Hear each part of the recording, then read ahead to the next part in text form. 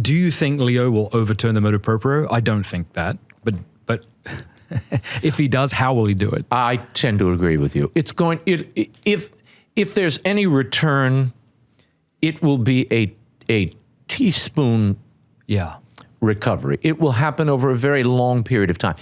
He's not the type of man, it seems to me, who would do anything provocative. Yeah. Provocative. John Paul was a provocateur, okay? He would come in and go, what can I do here?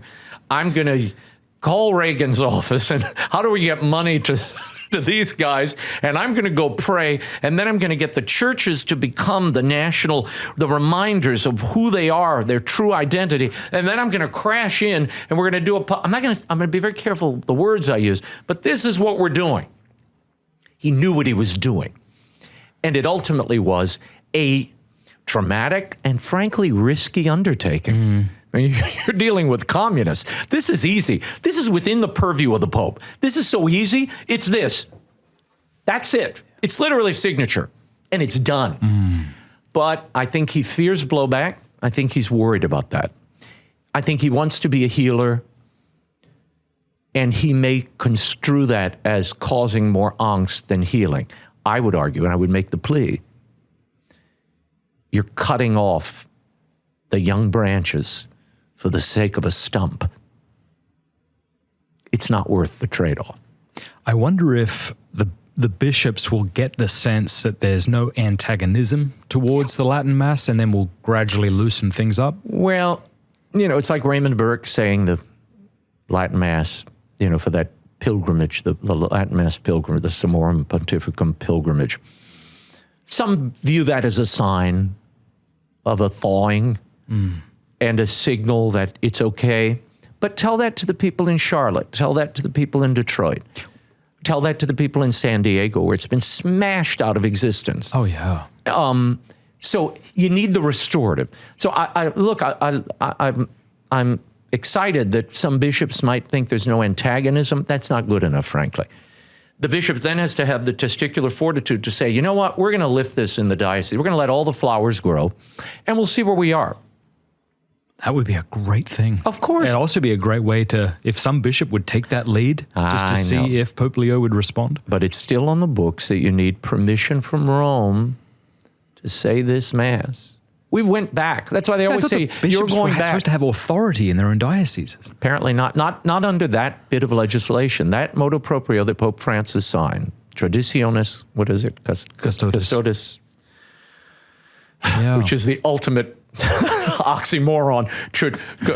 Custodians of culture, of tradition, as we smash it. Should be smashers of tradition. Anyway. What's going on with Charlotte, and why do you think that the bishops seem to reverse course? This is just my take, just reading it all, looking at it all. He just seems to be an ideologically driven individual who feels this is the best path forward for his church. But why did he back down? He didn't back down. He just delayed. But I wonder if that's him saving face. Of course it's him saving face, because everybody shamed him. We shamed him by publishing and just reading what he said. That's why it's not like I'm shooting cannonballs at these people. You just say, this is what he said. What do you think of that? What do you think of that? Here's how the people are reacting. Well, that's called reportage. Yeah. If there's something embarrassing there, I didn't create the embarrassment. And I do think, I think he backed off because of the pounding he was taking in the wider media. But it was a temporary thing. I mean, it's just a little temporary reprieve, and then he's going to do what he intended to do. Well, that's yet to be seen. I guess that's my thought. I wonder if that was, we'll delay it, we'll get the heat off me, and then I'll delay it indefinitely. No, it'll take papal intervention. He's not going to delay it. I know from talking to people there. He's not going to delay it.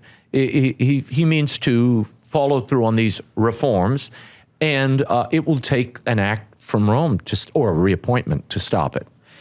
I don't know much about the SSPX, but my understanding is that they're going to need the Pope to give them permission to ordain new bishops if they're to continue. Is that right? I'm not sure. Okay. I know they're not in schism.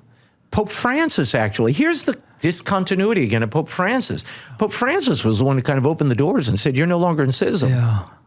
But I don't quite Well, I don't know if he said that. Well, I know he allowed them to hear confessions and celebrate marriages. He allowed them to confect sacraments. And, but I don't know the granular details of ordinations and how far that extends. I guess what I'm driving at is the Pope's going to have to do something at some point to give us all a sense of where he stands on this.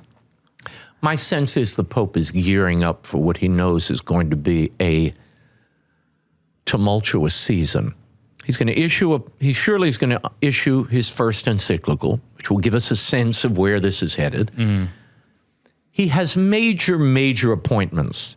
New Orleans, New York, what's to happen in L.A., major dioceses are in need of bishops. I think it's something like 30 men he's got to replace. That will tell the tale. That will tell the tale. How he treats the traditional Latin Mass. But like you, I just don't think there's going to be a lot of movement on it. I don't. But given the appointments coming, that may give you an indication of where he means to take things. The other bit of this will be, you saw the African bishops about the blessing of gay marriages and unions, and what is he going to do about that? My sense is he'll treat that the same way he treats the Latin Mass. Did you follow what happened recently in the Vatican with the LGBT stuff? Oh, yeah.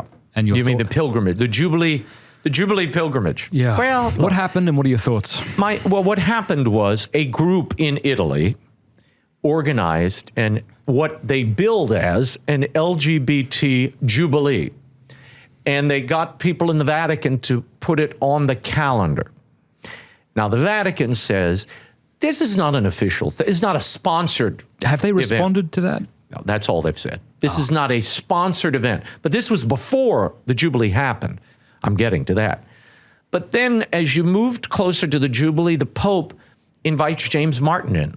Father James Martin, the leading edge of the LGBT, probably the leading activist in the church globally, who is moving for changes in church teaching.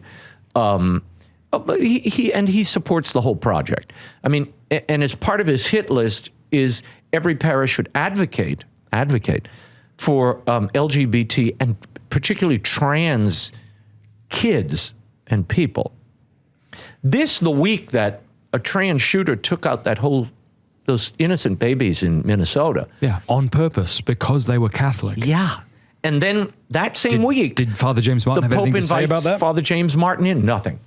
Guns, which the Pope said as well, that we have a pandemic of guns, a pandemic of arms. No, we don't. But look, it's like having a pandemic of straws. I could take the straw and poke your eye out and take you down. Or fists. I mean, you might fight me a bit, but I could probably get one eye out. But it's not a pandemic of straws. Yeah. It's a pandemic of Raymonds and the people driving, the people who think like him, that he can take straws and take innocent people's eyes out. Yeah. We're missing the point here. But anyway, the Pope invites Father Martin in. They have a meeting.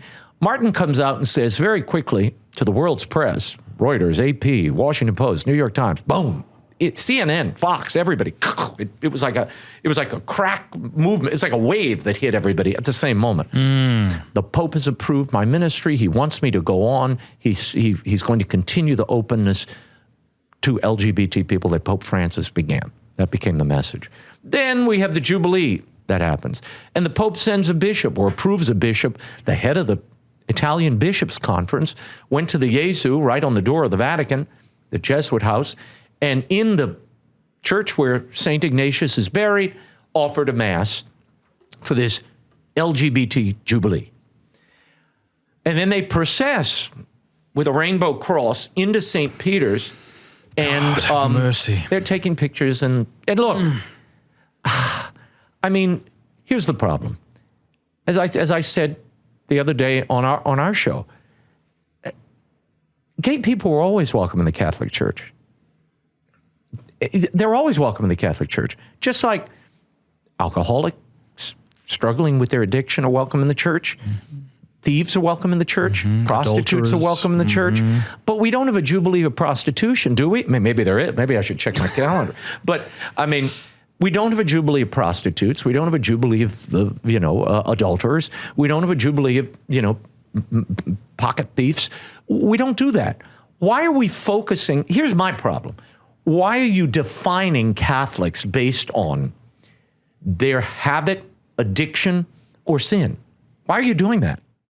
Thank you very much for watching that Pints with Aquinas clip. If you like it, do me a favor, click like and subscribe, and please offer a Hail Mary for the work of Pints with Aquinas and all the people we're trying to reach. God bless you.